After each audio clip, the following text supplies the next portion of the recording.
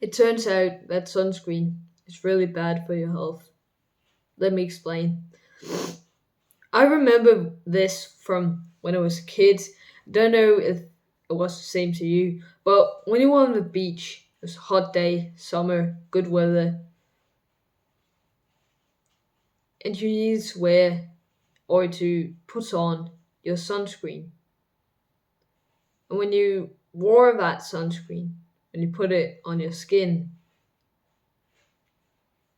it didn't feel natural. It didn't feel good.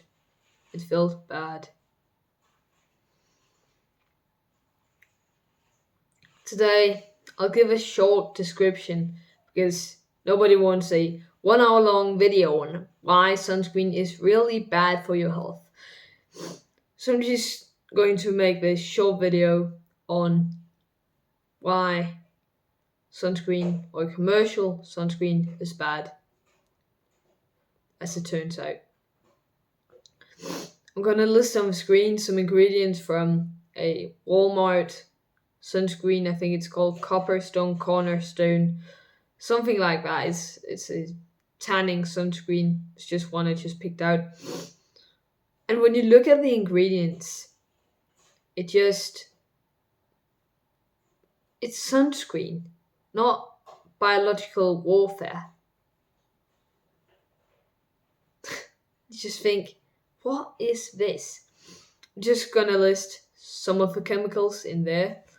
I've not researched every chemical, and this is only a few because I'm lazy. But here is some of the chemicals. Benzene, an endocrine disruptor, which also causes cancer. Alcohol, which dries the skin. Fragrance or perfume, which is also a really bad endocrine disruptor. Polyester, like it's an inactive ingredient, but still polyester. Like what? Why is who wants polyester on their skin? Safflower oil. In many of these, there's safflower oil, and it's omega-6, so it kind of causes cancer. I'll explain that later. Homosalate, an endocrine disruptor. Avobenzone, an endocrine disruptor as well.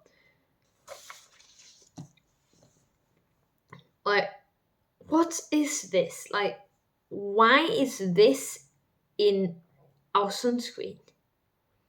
It may play a role in protecting our skin, but it also has a lot of side effects, which I believe I need to inform you about. Cancer, gynecomastia, infertility, high risk of miscarriage, all of these things are in our day-to-day environment. And even in sunscreen, something marketed as so necessary that if you don't use it, you'll get cancer. Like, how absurd is that? Hunter gatherers didn't use sunscreen. They didn't get skin cancer. They live good lives. Or if you're a good hunter, then yeah. And if your tribe is good, yeah, you lived a good life, probably. But there's something about the omega 3 and the omega 6 balance and the UV radiation and skin cancer. It turns out that the people who fill themselves with unhealthy omega 6, safflower oil, what do ordinary people even use? Sunflower oil and granola oil. Yeah, I think canola. It's canola oil. Is it canola oil? It's it makes your skin have a much higher cancer than the person who gets omega 3 because your skin is made out of fat.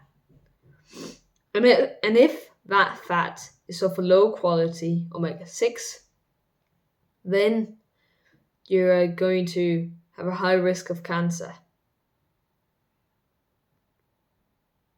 a way higher risk. And if you are filled with omega-3, you just don't get skin cancer as much. And if you're filled with omega-6,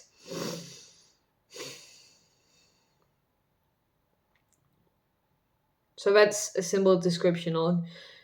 Don't use seed oils, just use this. So this is a simple way to avoid. You still need to use like some sunscreen, but it's good to avoid omega-6. The next thing is sunglasses. You may use sunglasses, but I'm going to tell you the truth. In our bodies, there is a natural defense system for all of these UV radiation, infrared radiation, all of the different kinds of radiation. And the UV like protection is like your body turns it on when it's daylight and you're out.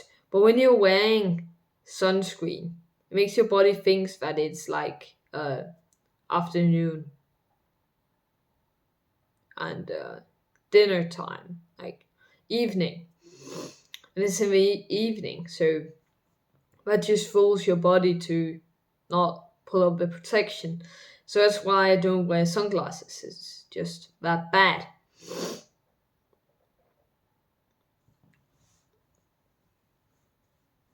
Well, there's an actionable step for this video.